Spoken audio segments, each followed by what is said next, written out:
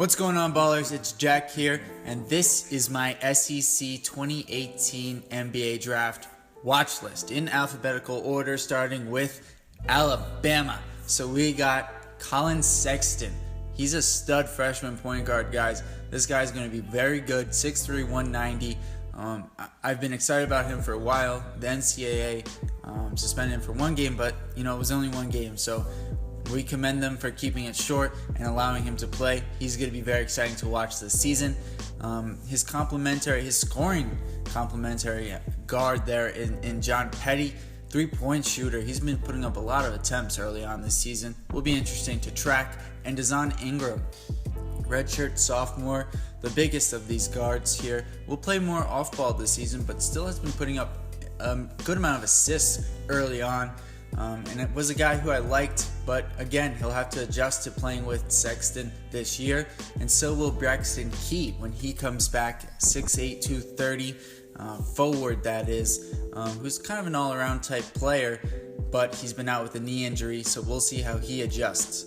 Then moving on here to Arkansas, you got Jalen Barford, who at 6'3", 200 is a JUCO transfer here.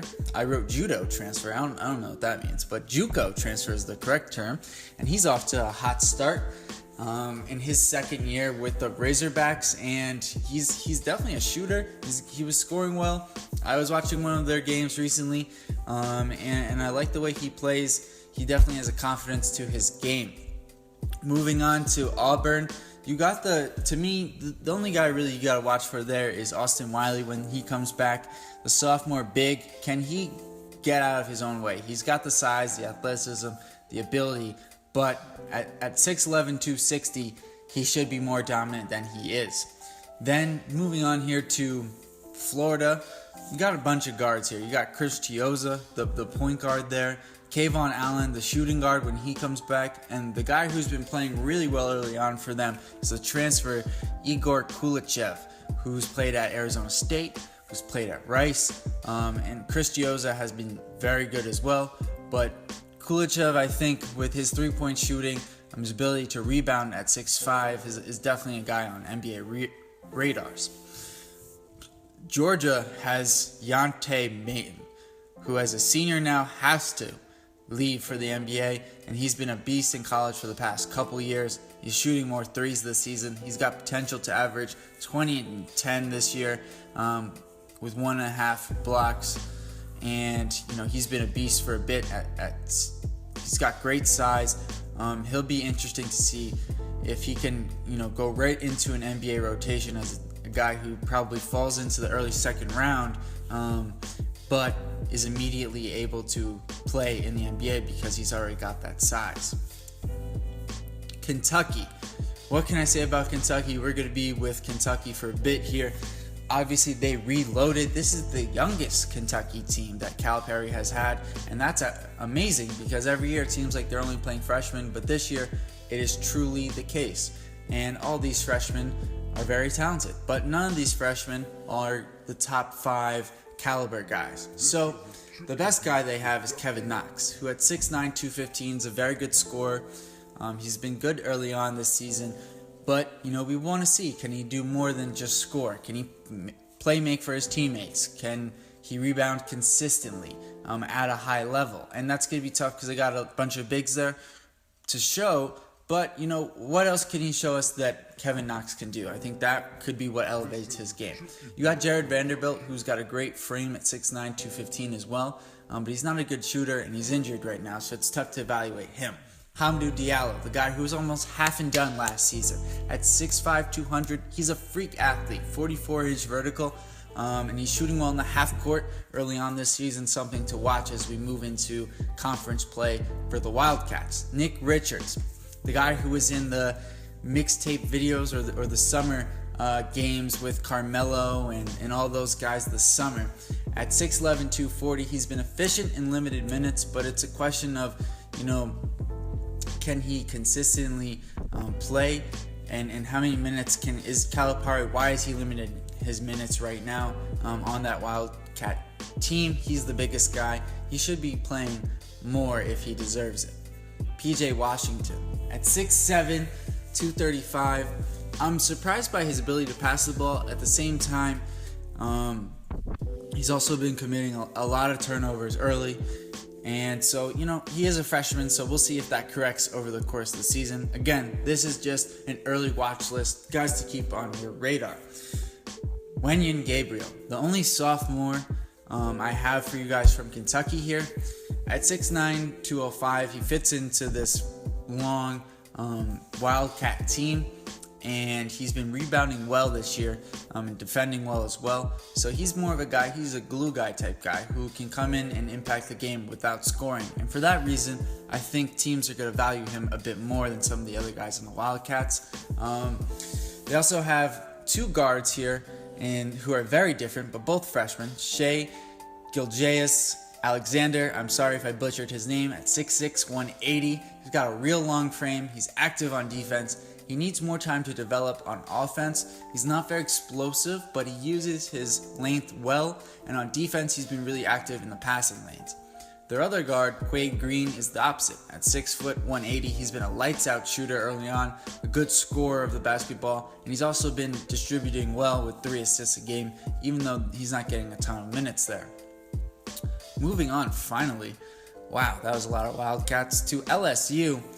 Tremont Water, the freshman, he's been erratic early on this season, but he's shown explosiveness with highs of 8 assists, 6 steals, and 39 points. He's probably not a guy who goes in 2018, but just keep him on your radar as a guy who, he's going to go into the NBA one day, so you want to just watch him whenever you can if LSU's on. That's my guy for you guys to watch there. Mississippi State has 2 guys, Lamar Peters, who I really liked, but he's off to a slow start. Maybe some of the hype, maybe, I don't think so. I think it's just he's off to a slow start, quite frankly, and he'll get it corrected for sure. And then Quindary Weatherspoon Jr., he's been a 3-year standout for them at 6'4", 205, rebounds well, scores well, and is a guy who, can do a bit of everything. He's a guy's brother on the team now, I believe, in Nick Weatherspoon as well. And so I think Quindary is a guy who may not go this year as a junior, but as a senior is definitely worth your watch, and definitely worth your watch this season as you're watching Lamar Peters in what is likely his last season at Mississippi State. Now, Missouri should have had Michael Porter, but he's not going to be there. His brother's there, Jonte Porter. They've got a couple other guys who I think are worth your watch, but none. It's not quite as interesting without Michael Porter. It's tough for me to sell you guys on that. Ole Miss has a couple of good guards as well. DeAndre Burnett, Terrence Davis Jr. A lot of good small guards in the SEC this season. Burnett, he's become a great shooter, good playmaker in a transfer from Miami. And Terrence Davis Jr., he's bigger. He's got a little more opportunity, I think, at the next level. South Carolina's got Chris Silva Jr. at 6'9", 220. He's a tremendous athlete, good defender, can finish on offense. And I think he might be a 2019 candidate as a junior here. But, again, worth your watch for sure.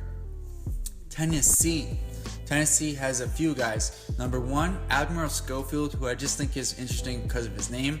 Might be a 2019 guy again, but as a junior at 6'5", 240, his shooting has steadily improved. And, if basketball doesn't work for this guy, he looks like a football player, so I think he'll be just fine. Grant Williams, on the other hand, is definitely a scorer. He came in as a freshman and scored right away, double figures, and he's continued that this season. And I think he's just going to up it even more to around 15, 16 points a game. If not this year, then next, he'll be in the NBA eventually. I think, he'll be maybe a second-round guy, a summer league guy, but he'll work his way into the mix. I don't know if he'll necessarily be a rotation player, but he'll be in that that atmosphere, if you will. Texas A&M, 2 guys for you, Robert Williams and DJ Hogue.